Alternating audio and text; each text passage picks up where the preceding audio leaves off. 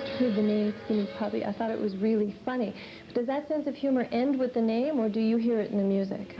The name originally comes around from seeing everything through life through a dog's eyes, which is an extremely numb sort of character. Yeah, it has to deal with life situations and without responding to them in any sort of outgoing kind of way. Looking at everything from a new level. Is there anything positive in life you feel disposed to write about? Anything positive? Well, I think positiveness will only come once people realize that the problems exist and start solving them. Mm-hmm. And once they solve them, then there's something nice to write about. Well, then when are we going to see an upbeat, bouncy Christmas album out of Skinny Puppy? Good luck. Okay, that's it. Cut the camera.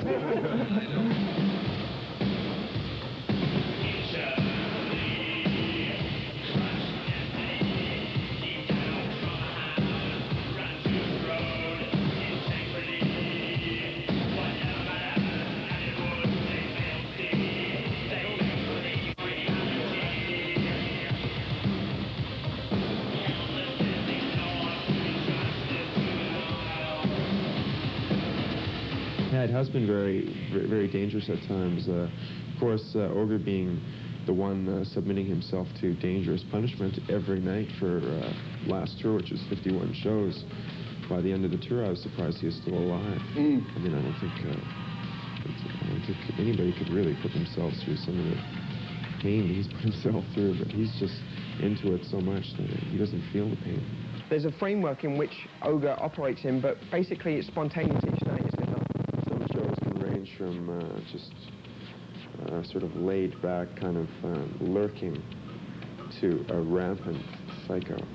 What do you think when you're on stage and you see him? I get scared. I never know what he's going to do. You know, he has 100% control over what he does, and most of it, what he does is thought up. You know, there's a lot of spontaneity with him. Even though he's got a rough guideline on what he's going to do, there's always a room for, you know, the new thing that surprises everybody.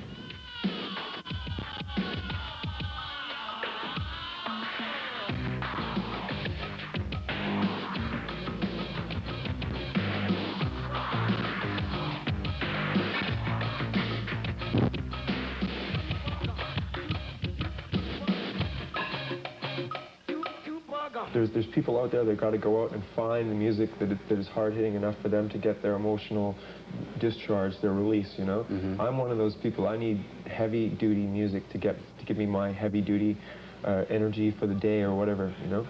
There's a time and a place for all of it.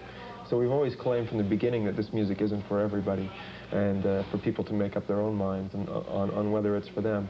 But, you know, for the people that do need it, we are there, and they're going to have to hunt a little to find out. Mm-hmm. But when they do find out, then usually they accept it.